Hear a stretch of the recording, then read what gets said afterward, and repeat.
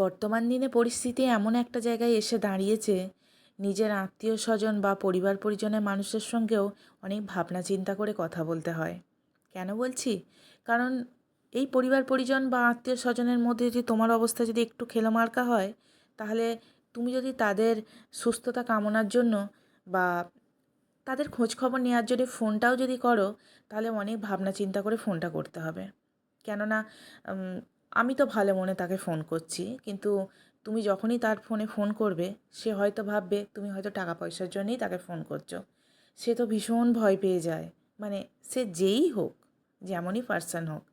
তো এটা আজকালকার দিনে আমি এখন অনুভব করছি। তো যাকগে, শুভ সকাল। তোমরা সবাই কেমন আছো? আশা করি তোমরা ভালো আছো। তোমাদের আজকে নতুন ব্লগে স্বাগত জানাচ্ছি। ঘরের সমস্ত বাসি কাজকর্ম হয়ে গেছে, বাচ্চাদের পড়ানোও হয়ে গেছে। কি করব এখন? খাওয়া দাওয়া বলতে তোমাদের দাদাভাই আসবে, তারপর জলখাবার খাবো। তো ভাবলাম যে বসেই বা থাকবো কেন, রাখি অনেকটাই জমে আছে, রাখিতে হাত দিই। তো রাখিটা করে নিতে নিতে আমি তখন ভাবলাম যে এ বাবা, এবছরে পুজোর শাড়ি তো তোমাদের দেখানোই হয়নি। এই শাড়িটা আমার শাশুড়ি মা আমাকে দিয়েছেন। তো জিমিচু শাড়ি তো সবাই মোটামুটি পরেছে, কিন্তু আমার ছিল না। তো দোকানে গিয়ে সেটাই আমার পছন্দ হয়েছে, সেটাই নিয়ে এসেছি। এদিকে আমার তোমাদের আজকে খুব দাদাভাই লুচি খেতে ইচ্ছা চলেও হয়েছিল। এসেছে। আমাদের এখানে একটা দোকানের লুচি ভীষণ আমার প্রিয়। তো ওর জন্যে ও চপ এনেছে, আমার জন্য লুচি এনেছে। তো খাওয়া দাওয়ার পর ও বলছে বাড়ির জন্যে কতগুলো পেঁপে নিয়ে যাব। আর কি ব্যাপার বলো তো, এখানে পেঁপে তো মোটেই বাড়তে দেয় না। সবাইকার নজরে এই গাছটার উপর, জানি না কেন। তো এই যে যখনই একটু পেঁপে বড় হবে সবাই পেঁপে চাইবে। এবার আমরা না খেয়ে সব্বাইকে দান করেছি বলাই যেতে পারে। তো যে চাইছে তাকেই দিচ্ছি, না তো করা যায় না বলো। তো আজকে ভাবলাম যে না, একটু নিজেরাও খাওয়া দাওয়া করি। তো তোমাদের দাদাভাই ও বাড়ির জন্য দুটো নিয়ে যাচ্ছে আর আমার জন্য একটা। তো এদিকে ভাত বসিয়ে দিয়েছি, আজকে ওই সেদ্ধ হবে সমস্ত কিছু। আলু করলা ভাতে পেঁপে সেদ্ধ। আর এইদিকে দেখো না, সবই গুছানো হয়ে গেছে, সিঁড়িতে এই দুটো ব্যাগ জাম হয়ে পড়েছিল। তো এটাতে কি আছে, আমার ওই চুড়ি, কানের, হ্যাকো ঢ্যাকো যা সব সমস্ত কিছু এর মধ্যে বাঁধা ছিল। আসলে ঘরে যখন কাজ হচ্ছিল কোথায় বা রাখবো, এরকম বেঁধে সব সিঁড়ির উপর তুলে রেখে দিয়েছিলাম। তো রাখার তো আমার জায়গা নেই।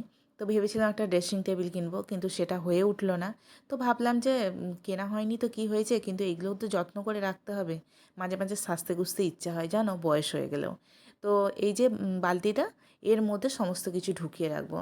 আর কত কী জিনিস, আমি তো জানো যে পুরনো জিনিস একদম আমি ফেলতে পারি না। তো সেইগুলোই দেখছি, আর কত কী স্মৃতি মনের মধ্যে উদয় হচ্ছে। তো একবার করে হাতে গলিয়ে দেখছি, গলায় পরে দেখছি।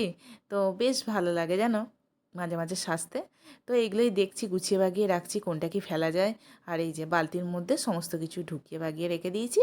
তারপর ঘরটা ঝাঁট দিয়ে দিয়েছি, কেননা ওই ব্যাগগুলোতে না প্রচুর ধুলো ছিল। তো আর এই যে দেখো না, চলো ঝাঁটটা দিয়ে ব্যাগগুলো নিচ্ছি, সিঁড়ির ওইদিকে আমার ওখানে ছিল, রান্নাও হয়ে উঠতে গেছে। নামতেও কষ্ট হচ্ছিল। একবার যদি হুমড়ি খেয়ে পড়ে যায়, সেই ভয়টাও প্রচুর পরিমাণে কাজ করছিল। তোমাদের দাদাভাই কবে থেকে বলছে যে ব্যাগগুলো গুছো গুছো। তো হ্যাঁ, ওই ব্যাগগুলো তো ছিঁড়ে ফেটে গেছে। তো সেই কারণে সেগুলো সব ফেলে দেবো, একটা জায়গায় রেখে দিয়েছি। তো এই যে ঝাঁটপালা মোটামুটি দেওয়া হয়েই গেছে। তো হ্যাঁ, আজকে একটা জিনিস তোমাদের সঙ্গে শেয়ার করতে চাই। তো চলো আমি দেখাচ্ছি। যখন বিএ পাস করি, তখন আমার বাবা আমাকে একটা ঘড়ি কিনে দিয়েছিল। বাবা কোনো দিনও টাইটানের ঘড়ি পরেনি। তো বাবা তখন কিনে দিয়ে আমায় বলেছিল যে আমি যেটা পরিনি সেটা আজকে তোকে উপহার হিসেবে দিলাম।